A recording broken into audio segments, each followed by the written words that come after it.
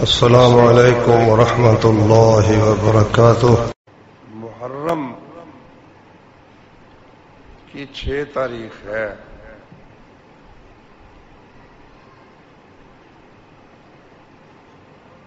اللہ تعالیٰ نے ان آیات میں جو میں نے آپ کے سامنے پڑھی ہیں، یہ سورۃ توبہ کی آیات ہیں۔ فرمایا ان عدت الشہور عند اللہ 12 شہرا، اللہ کے ہاں مہینوں کی گنتی 12 مہینے ہے۔ فی کتاب اللہ، اللہ کی کتاب میں شروع سے یہ فیصلہ ہو چکا ہے کہ سال 12 مہینے کا ہے۔ منہا 4 حرم، ان میں سے 4 مہینے حرمت والے ہیں۔ آدم علیہ السلام سے لے کر قیامت تک کے لیے آسمان سے جو احکام اترے، ان میں کیلنڈر اور تاریخ کا تعین وہ چاند کے لحاظ سے اللہ تبارک و تعالیٰ نے رکھا ہے۔ سارے احکام، نکاح کے احکام، طلاق کے احکام، حج کے احکام، روزے کے احکام، یہ سب کچھ اللہ تبارک و تعالیٰ نے چاند کے حساب سے رکھا ہے۔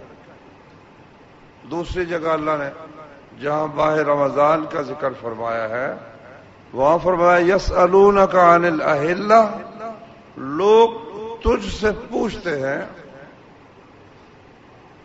اس پر بھی تھوڑی سی ایک بات اچھی طرح سمجھ لیں کہ قرآن مجید کا جن لوگوں نے ترجمہ کیا ہے، شروع سے اردو میں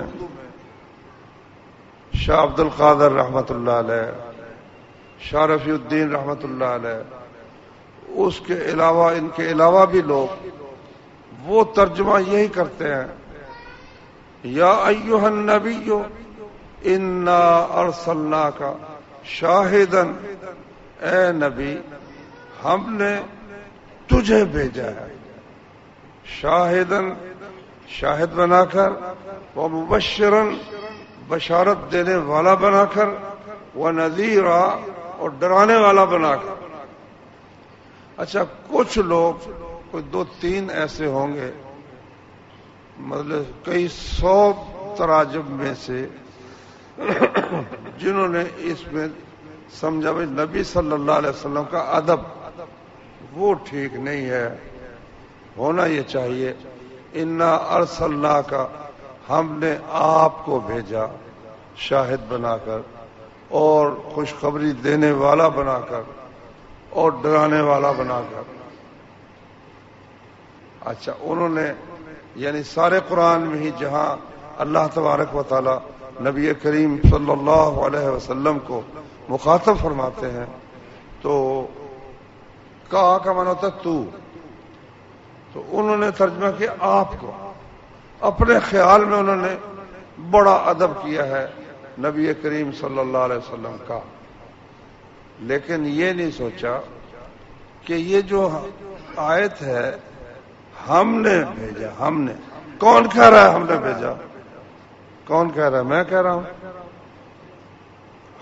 ہم خطاب کر رہے ہیں نبی کریم صلی اللہ علیہ وسلم سے، ہم تو نہیں کر رہے، اللہ تبارک و تعالیٰ کر رہا ہے، جس نے نبی کریم صلی اللہ علیہ وسلم کو بلکہ کل کائنات کو پیدا کیا، اور نبی کریم صلی اللہ علیہ وسلم کو نبوت اور رسالت اور سید الانبیاء ہونے کی کرامت اور عزت عطا فرمائی۔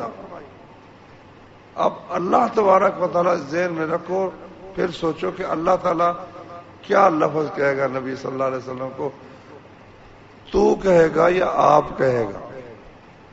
عربی میں تو کاف کا لفظ ہی ہے جس کا معنی تو ہے، تو اس لیے اللہ تعالیٰ نے فرمایا یسألونک، ترجمہ جتنے سمجھدار مفسر ہیں، ترجمہ کرنے والے ہیں، وہ یہی کرتے ہیں کہ اے یسألونک، لوگ تجھ سے پوچھتے ہیں، یہ خطاب ہے اللہ تعالیٰ کا نبی کریم صلی اللہ علیہ وسلم. کس کے بارے میں پوچھتے ہیں؟ عن الاہلہ، مختلف ہلالوں کے متعلق. ہلال کی جمع ہے اہلہ. چاند جب طلوع ہوتا ہے وہ باریک سا خنجر کی صورت میں، اس کو ہلال کہتے ہیں. پھر جب کچھ بڑا ہو جاتا ہے پھر اس کو قمر کہتے ہیں. جب وہ مکمل ہو جاتا ہے تو اس کو بدر کہتے ہیں. تو اب اس کا ایک جواب تو یہ ہو سکتا تھا نا کہ بھئی چاند جو ہے اور زمین جو ہے ان کی آپس میں گردش کا جو تعلق ہے اس کی وجہ سے چاند کبھی پورا نظر آتا ہے، کبھی اس کا چوتھا حصہ نظر آتا ہے، کبھی اس کا تھوڑا سا حصہ نظر آتا ہے. اللہ تعالیٰ نے یہ جواب نہیں دیا. اللہ نے فرمایا قل ہی مواقیت للناس والحج، آپ ان سے کہہ دیں کہ یہ جو چاندوں کا بدلنا ہے یہ لوگوں کے اوقات کے لیے ہے اور حج کے لیے، یعنی وقت بتانے کے لیے. یہ فلاں مہینہ آ گیا ہے. سورج کے لحاظ سے جو کیلنڈر بنایا گیا عیسائیوں نے بنایا، سن عیسوی اس کو کہتے ہیں، اور ہندوؤں نے بھی بنایا ہوا ہے، اس کو وکرمی کہتے ہیں. وہ ان کا راجہ گزرا ہے وکرماجیت، اس کے نام پر وہ انہوں نے اپنا ساون، بھادو، اسو، کتے، مگر، پو، ماگھ، پھگن یہ انہوں نے بنایا ہوا. یہ سورج کے لحاظ سے.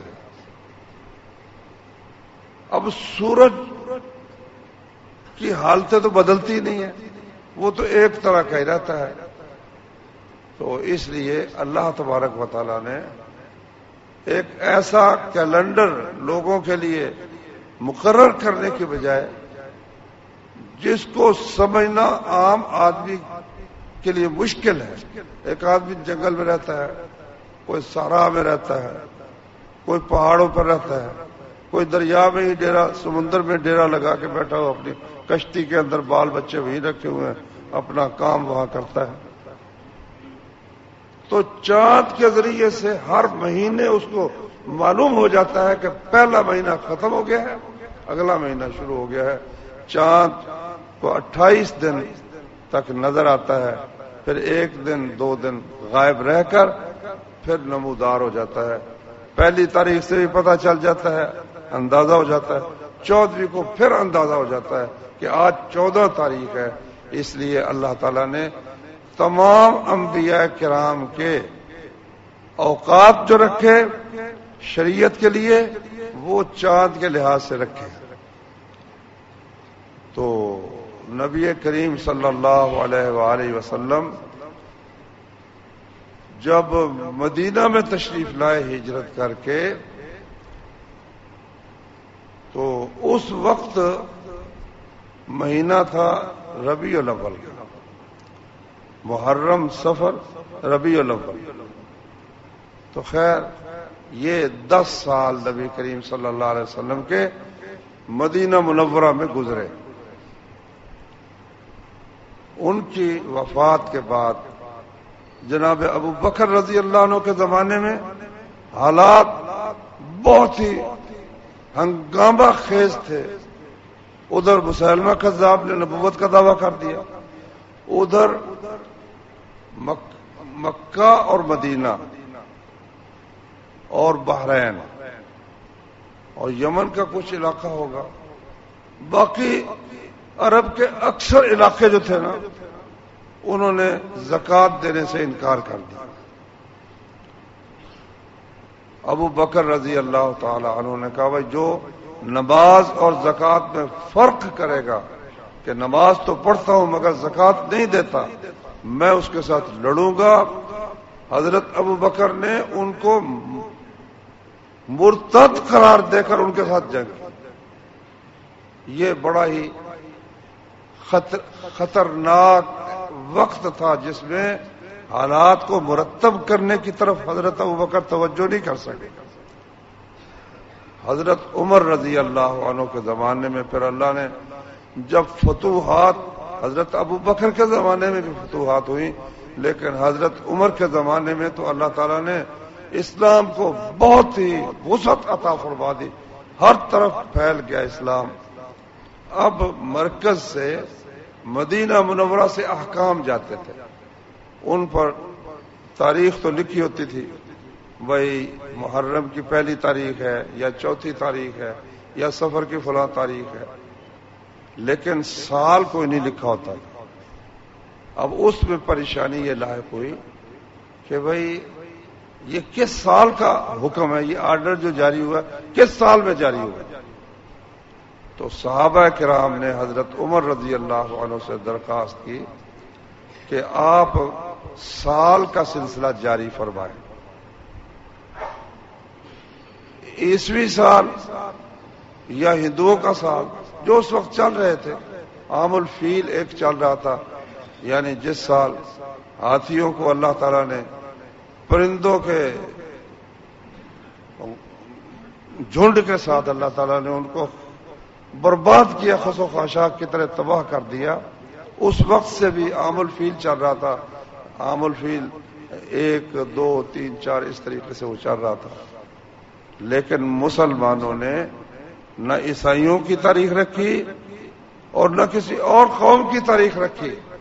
انہوں نے کہا بھائی اچھا اب سامنے کئی چیزیں آئی، جس دن نبی کریم صلی اللہ علیہ وسلم پیدا ہوئے اس دن سے لے کر تاریخ شروع ہو، جس طرح عیسائیوں کی تاریخ عیسوی ہے عیسیٰ علیہ السلام کی پیدائش کے اعتبار سے، ایک یہ تھا کہ آپ کی وفات کے اعتبار سے رکھا جائے، لیکن پھر جس پر سب کا اتفاق ہوا وہ یہ تھا کہ ہجرت سے اس سلسلے کو شروع کیا جائے، کیونکہ ہجرت سے پہلے مسلمان بیچارے مظلوم تھے، اپنا وطن نہیں تھا جہاں بیٹھ کر اللہ کے احکام پر پوری طرح عمل کر سکیں اور دشمنوں سے لڑ سکیں، اپنا وطن ہی نہیں تھا، اپنی جگہ ہی نہیں تھی۔ پھر اللہ تعالیٰ نے جب اپنا وطن عطا کیا، مدینہ منورہ میں ہجرت کر کے نبی کریم صلی اللہ علیہ وسلم تشریف لے گئے، اس کو پھر انہوں نے ہجرت کا پہلا سال قرار دیا، جو آج یعنی محرم 1400 کتنا ہے 1438 ہو گیا، پیچھے تک آج 6 ہے، یعنی 1438 ہجری کے پہلے مہینے کی آج 6 تاریخ ہے، الحمدللہ۔ ہاں 5 ہے، پہلے بھی میں غلط کہہ چکا ہوں، وہ اصل میں یہاں گھڑی پر سعودی عرب کے حساب سے وہ تاریخ لکھی ہوئی ہے، آج 5 تاریخ ہے۔ اچھا، اس میں ایک بات اور بھی سمجھنے کی ہے، وہ یہ کہ نبی صلی اللہ علیہ وسلم مدینہ میں جو پہنچے ہیں نا، وہ تو ربیع الاول میں پہنچے ہیں، ربیع الاول میں نبی کریم صلی اللہ علیہ وسلم پہنچے مدینہ منورہ میں، تو یہ محرم سے کیسے شروع ہوا؟ تو وہ بات دراصل یہ ہے کہ حج جو ہوا نا اس سال، نبی کریم صلی اللہ علیہ وسلم ہر حج کے موقع پر حج کے لیے تشریف لے جاتے اور جو قبائل آتے ان کو اسلام کی دعوت دیتے، تو 2 دفعہ اس سے پہلے مدینہ منورہ سے لوگ پہلے جو پہلا موقع تھا اس میں چند آدمی تھے، پہلی دفعہ وہ آپ کی دعوت سن کر مسلمان ہو گئے، اگلے سال انہوں نے کچھ اور آدمی بھیج دیے، اس دفعہ 70 آدمی آئے تھے اور یہ دعوت لے کر آئے تھے۔ آپس میں وہ انہوں نے مشورہ کیا، مدینے کے مہاجرین جو تھے نا انصار، انہوں نے کہا یار ہم اپنے گھروں میں بیٹھے ہوئے ہیں اور بڑے آرام سے زندگی بسر کر رہے ہیں، کوئی خطرہ نہیں ہے، امن ہے، اطمینان ہے، اور محمد الرسول اللہ صلی اللہ علیہ وسلم جن کی ہم نے بیعت کی ہے وہ بیچارے پریشان پھرتے ہیں، کفار ان کو تنگ کر رہے ہیں، مسلمان بیچارے کبھی ادھر ان کو دھکے دے کر دیا جاتا ہے، کبھی اس طرح، تو کیوں نہ ہم اپنے نبی کو اپنے پاس لے آئیں۔ وہ دعوت لے کر آئے تھے نبی کریم صلی اللہ علیہ وسلم کو مدینہ منورہ میں آنے کی، تو یہ ذوالحجہ تھا۔ تو اس کے بعد پھر جب رسول اللہ صلی اللہ علیہ وسلم کو اللہ تعالیٰ کی طرف سے اجازت ہوئی، آپ نے سب صحابہ کو کہا، جو جا چکے تھے وہ تو جا چکے تھے، باقی کو بھی بتا دیا بھائی نکل جاؤ، صحابہ کرام نکل گئے۔ تو تو اس وقت سے ذوالحجہ ختم ہوا تو اب محرم وہ سال کا شروع تھا، تو اس لیے مسلمانوں نے پھر اس وقت ارادہ چونکہ نبی صلی اللہ علیہ وسلم کر چکے تھے، اس لیے سال کو ربیع الاول کی بجائے مسلمانوں نے محرم سے شروع کی۔ ایک بات تو یہ بیان کرنی ضروری تھی۔ دوسری یہ ہے کہ اللہ تعالیٰ نے فرمایا کہ مہینوں کی گنتی اللہ کے ہاں جس دن اس نے زمین و آسمان کو پیدا کیا نا، اس وقت سے لے کر 12 مہینے، جس میں 4 مہینے حرمت والے ہیں، 3 مہینے ان میں سے اکٹھے ہیں۔ وہ حج کے لیے حرمت والے کا معنی آپ سمجھ لیں، وہ یہ کہ عرب لوگ آپس میں لڑائی ان کی رہتی تھی، ایک دوسرے پر حملہ کرنا، ان کے بچے اٹھا کے لے جانا، ان کی عورتوں کو اٹھا کے لے جانا، ان کے مال کو غنیمت بنا کر لے جانا، بس ہر وقت وہ لڑائی جھگڑے میں ہی رہتے تھے۔ صرف مکہ مکرمہ حرم شریف ایک ایسی جگہ تھی جہاں 12 مہینے امن رہتا تھا۔ اس کے اندر اگر کسی کے باپ کا قاتل بھی آ جاتا تو وہ وہاں اس کو بھی کچھ نہیں کہتا تھا۔ اب دور دراز سے لوگ حج کرنے کے لیے آتے تھے، عمرہ ادا کرنے کے لیے آتے تھے۔ اب وہ حج کے لیے ایسی صورت میں تو آ ہی نہیں سکتے، جس قبیلے سے گزریں گے وہ جناب اس کو لوٹ لے گا۔ اس لیے دین ابراہیم سے یہ بات، بلکہ جیسا کہ اللہ نے فرمایا آسمان و زمین کی پیدائش کے وقت سے لے کر 4 مہینوں کو اللہ تعالیٰ نے خاص طور پر حرمت والا قرار دے دیا۔ ان میں سے ایک ہے ذوالقعدہ، حج کے مہینے سے جو پہلا مہینہ ہے، کہ لوگ امن اطمینان کے ساتھ حج کے لیے سفر کریں، کوئی ان کو کچھ نہیں کہتا تھا۔ دشمن قبیلے سے گزرتے ہیں بھائی حج کے لیے جا رہے ہیں، اور ذوالقعدہ کا حرمت والا مہینہ ہے، اس لیے ان کو کچھ نہیں کہہ رہا۔ ذوالقعدہ 1، ذوالحجہ 2 اور محرم 3، تیسرا مہینہ اس لیے کہ حج ادا کر کے لوگ دور دراز واپس امن و اطمینان کے ساتھ واپس جا سکے۔ 3 مہینے اکٹھے تھے، اور 1 مہینہ جو رجب کا ہے وہ الگ تھا۔ محرم، صفر، ربیع الاول، ربیع الثانی، جمادہ اولی، جمادہ ثانیہ اور رجب میں پھر وہ اس حرمت کا خیال رکھتے عمرے کے لیے کہ لوگ عمرے کے لیے جو آنا چاہتے ہیں اس مہینے میں آ جائیں۔ اس میں مشرکین نے ایک کام یہ کیا تھا کہ اپنے ہاتھ میں رکھ لی یہ بات کہ جس مہینوں کو ہم کہیں گے نا یہ محرم ہے، یہ ذوالحجہ ہے، وہ ذوالحجہ ہوگا۔ مثال کے طور پر حج کرنی اس سال تو وہاں مکے میں جو ان کا بڑا ہوتا وہ کہتا بھائی اس سال یہ گرمی بہت سخت ہے، اور ذوالحجہ جو آیا ہے اس کو ہم ذوالحجہ کی بجائے اگلا مہینہ ذوالحجہ ہوگا، اگلا مہینہ ذوالحجہ ہوگا۔ اچھا، اس طرح بدلتے بدلتے ان کے اس اعلان کے ساتھ وہ ساری گڑبڑ ایسی ہوئی تھی کہ مہینے اپنی جگہ پر رہ ہی نہیں گئے تھے۔ مثال کے طور پر آگے کرتے کرتے ربیع الاول وہ حرمت والا بن گیا، اس کو کہتے ہیں یہ محرم ہے، یا یہ ذوالحجہ ہے، یا یہ ذوالقعدہ ہے، یا یہ رجب کا مہینہ ہے۔ یعنی اپنی مرضی سے انہوں نے یہ کام کیا ہوا تھا۔ تو اللہ تبارک و تعالی کے فضل سے اور اس کی مشیت سے ایسا ہوا کہ جس سال نبی کریم صلی اللہ علیہ وسلم نے ہجرت کے 10ویں سال حج کیا نا، وہ آگے بدلتے بدلتے بدلتے جو اصل مقام تھا مہینوں کا اس مقام پر آ چکے تھے۔ جو ذوالقعدہ اصل میں جو مہینہ ذوالقعدہ تھا، ذوالحجہ تھا اور محرم تھا، وہاں پر مہینے سارے آ چکے تھے۔ تو نبی صلی اللہ علیہ وسلم نے فرمایا، بخاری شریف میں حدیث ہے، ان الزمان قد استدار، زمانہ گھوم پھر کر اپنی اس جگہ پر آ گیا ہے، مہینے بدلتے بدلتے اب آج اس مقام پر ہیں جس مقام پر اس دن تھے جس دن اللہ تعالیٰ نے زمین و آسمان کو پیدا کیا۔ تو اس وقت آپ کا حج جو ہے وہ صحیح مقام پر ہوا، اور آپ نے فرمایا کہ آئندہ کسی کو یہ مہینے بدلنے کی اجازت نہیں ہے کہ وہ مہینے بدل کر محرم کو وہ ربیع الاول بنا دے، ربیع الاول کو وہ محرم بنا دے، کسی کو اس کی اجازت نہیں۔ تو محرم کا مہینہ بھی حرمت والے 4 مہینوں میں سے ایک ہے. تو اس کے اندر کچھ اعمال تو ایسے ہیں جو ہمارے نبی کریم صلی اللہ علیہ وسلم نے بیان فرمایا بتایا ہے. کچھ ایسے ہیں جو لوگوں نے گھڑ لی. دین کامل تو وہ ہے نا جو محمد الرسول اللہ پر ہوتا ہے. اللہ نے آپ سے کیا فرمایا؟ الیوم اکملت لکم دینکم، آج کے دن میں نے تمہارے دین کو کامل کر دیا ہے. آپ کے بعد مہینوں کے اعتبار سے دنوں کے متعلق کوئی چیز دین بن سکتی نہیں ہے. تو حرمت والے یہ جو مہینے ان میں سے محرم کے متعلق رسول اللہ صلی اللہ علیہ وسلم سے جو کچھ مروی ہے وہ میں انشاءاللہ آپ کو بیان کرتا ہوں. پہلی بات تو یہ ہے کہ افضل الصیام بعد شہر رمضان شہر اللہ المحرم.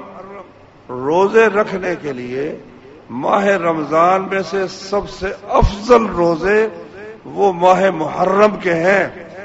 یہ صحیح مسلم کی حدیث ہے.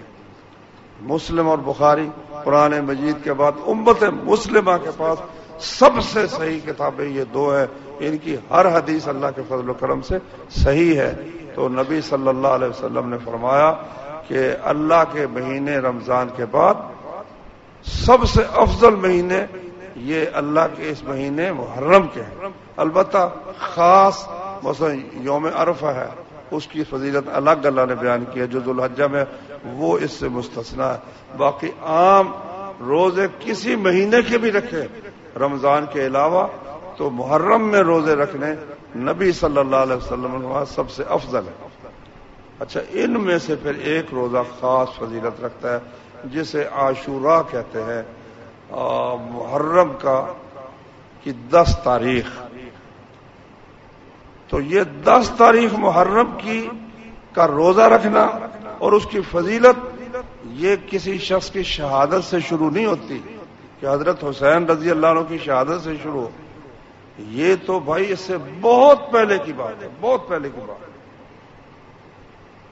اللہ اکبر. اللہ تعالیٰ نے سورہ اعراف میں بیان کیا اور اسی طرح سورہ شعراء میں بیان فرمایا کہ ہم نے موسیٰ علیہ السلام کو وحی کی کہ میرے بندوں کو بنی اسرائیل کو راتوں رات جہاں سے نکال کر لے جا، اور اس بات کا بھی خیال رکھ کہ تمہارا پیچھا بھی کیا جائے گا.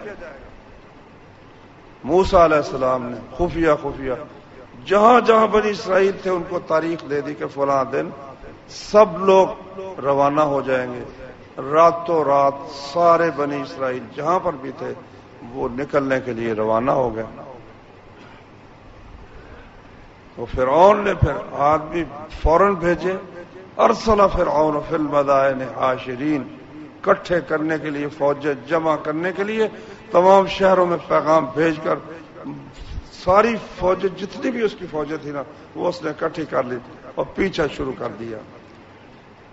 ایسے راستے پر جا رہے تھے موسیٰ علیہ السلام جو جہاں سمندر کی ایک شاخ دور تک چلی گئی تھی، لیکن اس وقت وہ خشک تھی اور راستہ وہاں سے مختصر تھا.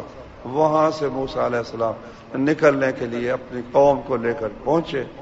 اب جب آگے گئے تو دیکھا کہ وہاں تو سارا سمندر بھرا ہوا ہے، تو وہاں آگے جانے کی کوئی صورت ہی نہیں ہے. اور اگر ایک طرف کو جاتے ہیں تو وہ کئی میل کا فاصلہ ہے. اتنا فاصلہ فرعون سے بچ کر طے کرنا ممکن ہی نہیں تھا. اب بنی اسرائیل نے باتیں کی موسیٰ علیہ السلام سے، انا لمدرکون، ہم تو مارے گئے. تو بائبل وغیرہ میں لکھا ہے کہ انہوں نے کئی باتیں کہنے لگے، اب دیکھو آگے سمندر ہے، پیچھے فرعون آ گیا، ہم بری طرح مارے جائیں گے. اس سے تو چلو ہم غلام تھے مگر کھانے کو تو کچھ ملتا تھا نا، زندہ تو تھے نا. موسیٰ علیہ السلام نے کہا کلا، نہیں غلط بات ہے. ان معی ربی سیہدین، میرا رب میرے ساتھ ہے، وہ خود میری رہنمائی کرے گا، فکر کرنے کی ضرورت نہیں ہے. اللہ تعالیٰ نے فرمایا کہ ہم نے پھر موسیٰ علیہ السلام کو وحی کی کہ اپنی لاٹھی سمندر پر مار. موسیٰ علیہ السلام نے سمندر پر لاٹھی ماری، فانفلقا، سمندر پھٹ گیا. فکان کل فرق کالطود العظیم، پانی کا ہر حصہ ایک عظیم پہاڑ کی طرح اپنی جگہ کھڑا ہوگا. جس اللہ نے پانی میں روانی پیدا کی ہے، جس نے پتھر میں سختی پیدا کی ہے، اس کے حکم سے روانی والا پانی پتھر کی طرح اپنی جگہ پر کھڑا ہو.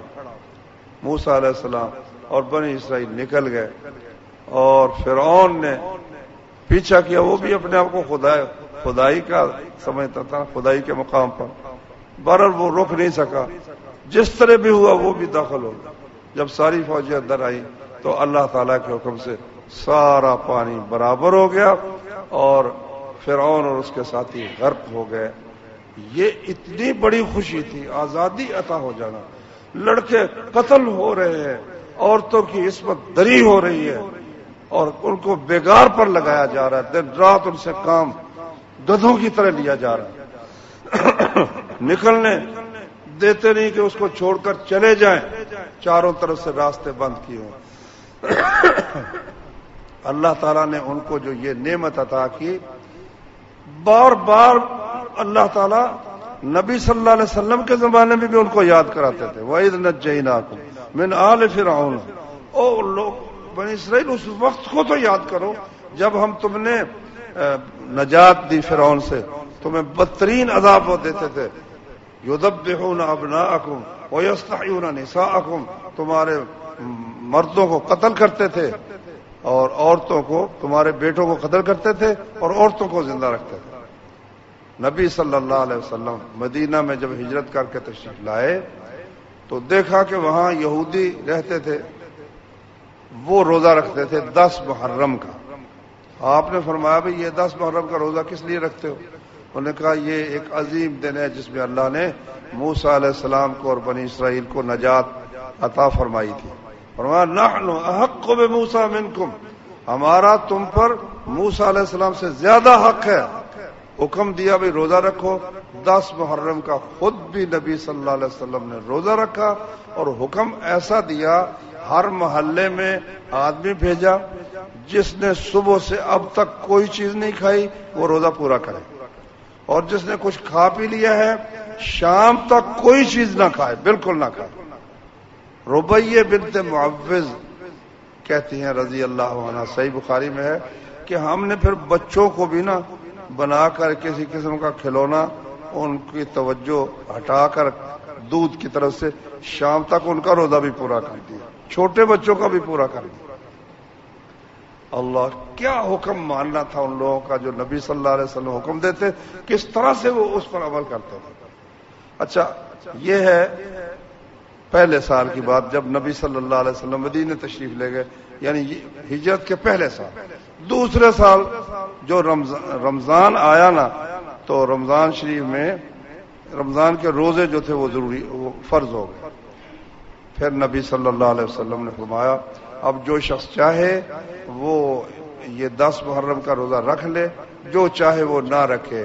اب یہ نفل ہے. اور صحیح مسلم میں ابو قتادہ رضی اللہ عنہ سے مروی ہے کہ نبی کریم صلی اللہ علیہ وسلم نے فرمایا کہ عاشورے کے روزے کے متعلق مجھے اللہ سے امید ہے کہ ایک سال جو گزرا ہے اس کے گناہوں کی معافی اس کے ذریعے سے اللہ تعالیٰ کر دے گا. مجھے اللہ سے یہ امید ہے.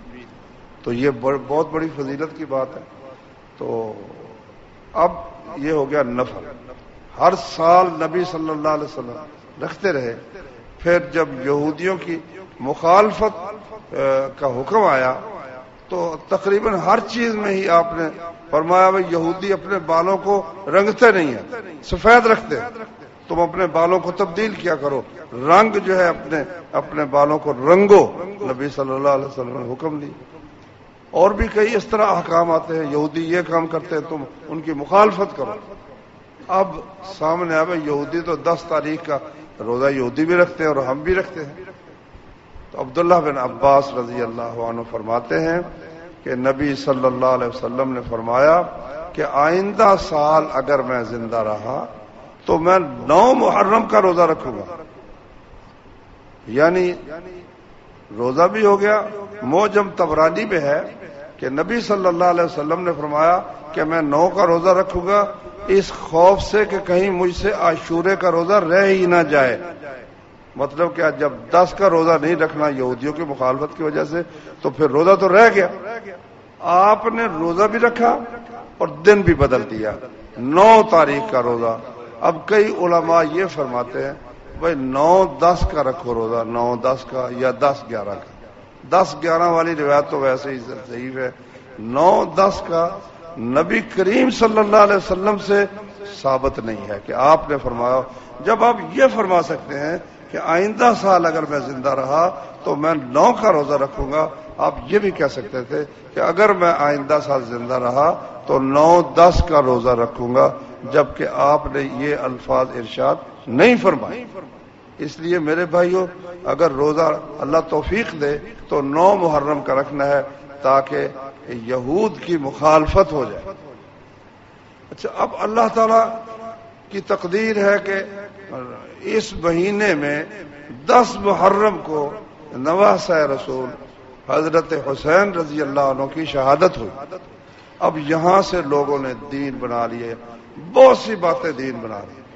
ایک بات تو انہوں نے بجائے اس کے کہ روزہ رکھیں، اس دن سبیلے لگاتے ہیں، سارا دن لوگوں کو پانی پلاتے ہیں، لوگوں کو دودھ پلاتے ہیں، کھانے پینے کا سلسلہ. روزے کا تو خواب و خیال بھی ان کو نہیں ہے کہ جو نبی کریم صلی اللہ علیہ وسلم کا طریقہ تھا اس طریقے پر چلے. اور پھر دیکھو، یہ مہینہ ہے امن کا مہینہ ہے. 12 مہینے ہی امن کے ہیں، لیکن یہ تو خاص طور پر امن کا مہینہ ہے. نبی صلی اللہ علیہ وسلم نے دعا سکھائی کہ جب تم چاند دیکھو تو کیا پڑھو؟ اللہم احلہ علینا بالامن والایمان. یا اللہ اس چاند کو ہم پر طلوع فرما امن کے ساتھ، ایمان کے ساتھ، والسلامت سلامتی کے ساتھ، والسلام اور سلام کے ساتھ. ربی و ربک اللہ، اے چاند تیرا رب اور میرا رب اللہ ہے، تو بھی اللہ کا بندہ ہے، میں بھی اللہ کا بندہ. اچھا، اب اس کا معلوم ہے اس مہینے میں امن خاص طور پر.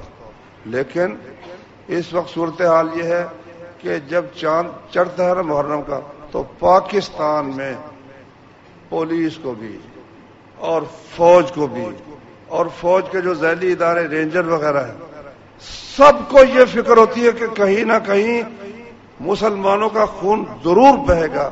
ہر شہر میں کچھ لوگوں نے حضرت حسین رضی اللہ عنہ کے سوگ کے نام پر رونا پیٹنا، جس سے اللہ کے رسول نے فرمایا لیس منا، وہ شخص ہم میں سے نہیں ہے، من شق الجیوبا، جو اپنے گریبان پھاڑے، وضرب الخدود، چہرے پر تھپڑ مارے، 72 مارے، ودعا بدعوی الجاہلیہ، جاہلیت جیسی آوازیں نکالے. فرمایا لیس منا، ہم میں سے نہیں ہے. اور فرمایا جو شخص اللہ اور یوم آخرت پر ایمان رکھتا ہے وہ کسی مرنے والے پر سوگ نہ کرے. حرام کر دیا سوگ کرنا سوائے عورت کے، سوائے مرد کے لیے تو سوگ ہے ہی نہیں. مثلا باپ فوت ہو گیا، بھائی فوت ہو گیا، بیٹا فوت ہو گیا، اب وہ سوگ کپڑے وہ اچھے نہیں پہنتا، غلط بات ہے بھائی. مرد کے لیے سوگ ہے ہی نہیں. غم اپنی جگہ ہے، غم بے شک ہے، لیکن مرد کے لیے سوگ نہیں. عورت کے لیے سوگ ہے، خاوند فوت ہو جائے تو 4 مہینے اور 10 دن، اور کوئی دوسرا عزیز فوت ہو جائے تو عورت چونکہ کمزور ہے 3 دن سوگ کر سکتی ہے، زینت نہ لگائے، اپنی اس حالت میں رہے بس. مرد کے لیے سوگ کہیں ہے ہی نہیں. تو حضرت حسین کی شہادت کا نام لے کر اپنا جو دین ہے ان کا بدترین اس کا جو حصہ ہے کہ جس دن نبی صلی اللہ علیہ وسلم فوت ہوئے سارے صحابہ نعوذ باللہ مرتد اور کافر ہو گئے، 4 آدمیوں کے علاوہ حضرت مقداد بن اسود، عمار بن یاسر، ابو ذر غفاری، سلمان فارسی، باقی سارے ہی کافر ہو گئے.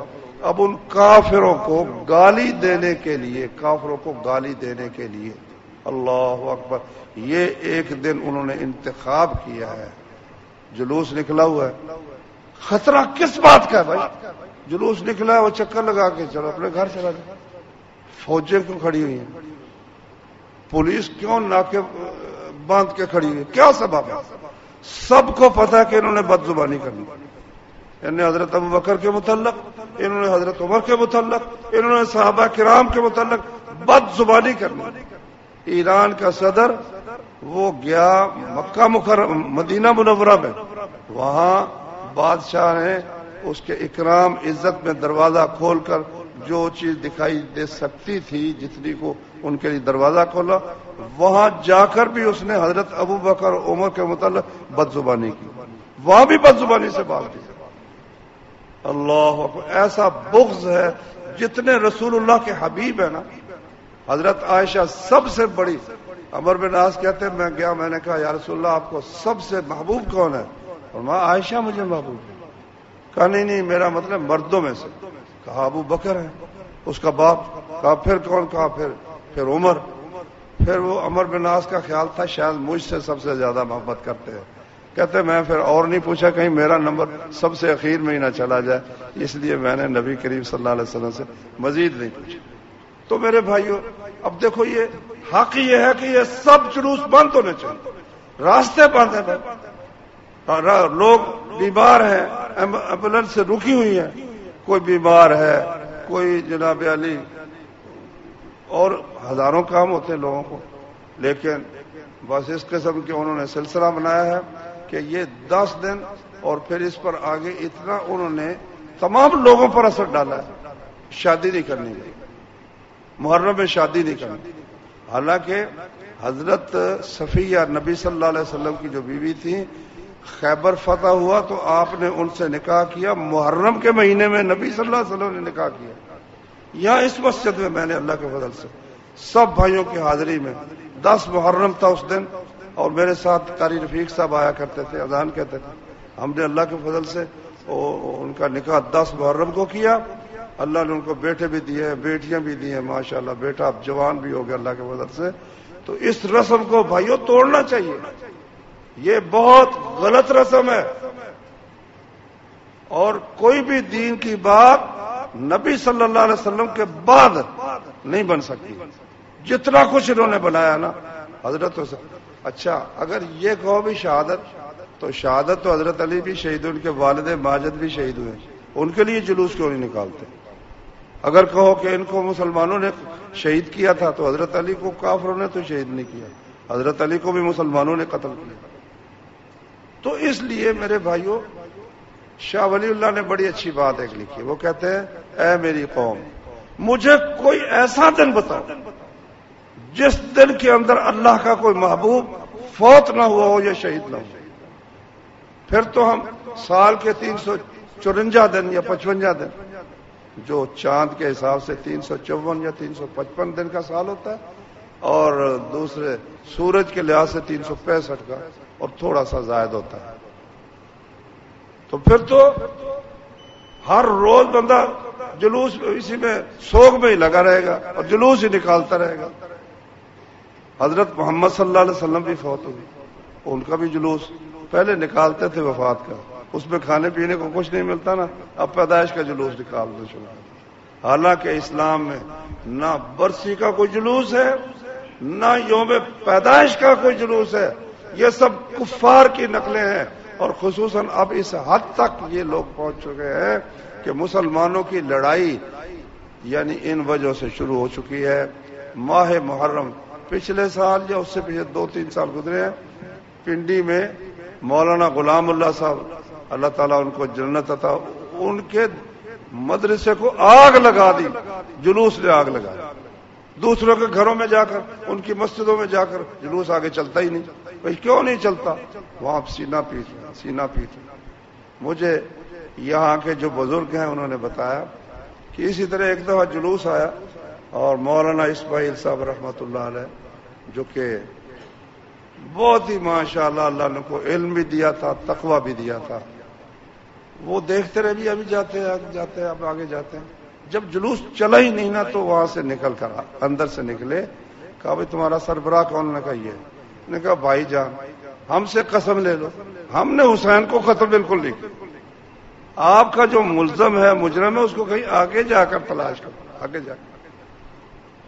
1400 سے کئی سال اوپر ہو گئے، ابھی تک وہ سوگ چلتا ہی چلا جا رہا۔ نہیں میرے بھائیوں، یہ ظلم نہ کرو، دین صرف وہ ہے دین جو رسول اللہ صلی اللہ علیہ وسلم پر اترا، اس میں ان چیزوں کا کوئی وجود نہیں ہے۔ اللہ تعالیٰ سمجھنے کی، عمل کرنے کی توفیق۔ سبحانك اللهم وبحمدك أشهد أن لا إله إلا أنت أستغفرك وأتوب إليك۔